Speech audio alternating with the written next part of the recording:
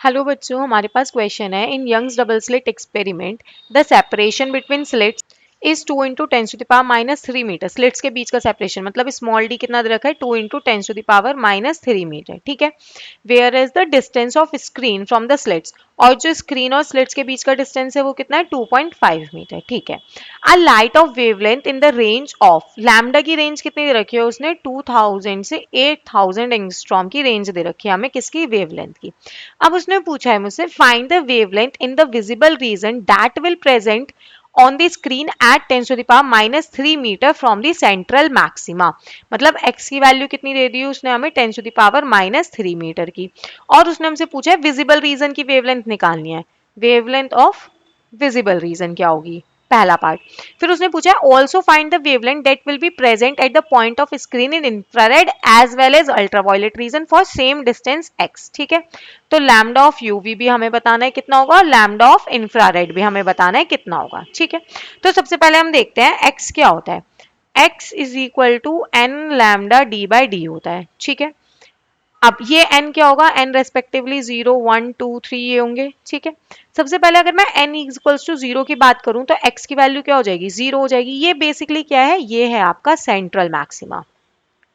ठीक है, बिल्कुल मैक्सिमा कंडीशन हो रही होगी एट दी सेंटर। तो अब हम बात करते हैं for n is equal to 1। ठीक।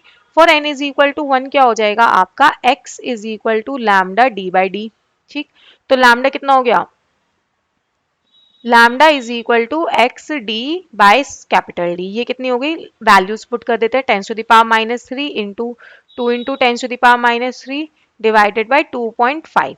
ठीक है। ये वैल्यू हो जाएगी आपकी 8 8000 एंगस्ट्रॉम आ जाएगी। देखो इसको जब हम कैलकुलेट करेंगे ये आएगा आपका 0.8 into 10 to the power minus 6 metre. ठीक है। अब इसको हमें एंगस्ट्रॉम में बनाना है, मतलब divide by 10 to the power 4 करना पड़ेगा और मल्टीप्लाई 10 टू द पावर 4। तो ये हो जाएगा आपका 0.8 into 10 to the power 4 multiply 10 to the power minus 6 by 10 to the power 4। तो ये हो गया ऊपर जाके माइनस 10 और ये बन गया आपका 8000। तो ये हो गया 8000 एंगस्ट्रॉम। अब बात करते हैं for n is equal to 2, x is equal to 2 lambda D by T. ठीक है। तो लैम्डा की वैल्यू कितनी होगी, x d by 2 capital D. अब देखो x d by capital D की वैल्यू तो हम लोग ऑलरेडी कैलकुलेट कर सकते हैं, कितनी है 8000। तो सिंपल सिंपल 8000 को डिवाइड कर दिया 2 से, ये हो गया आपका 4000 एंगस्ट्रॉम। ठीक।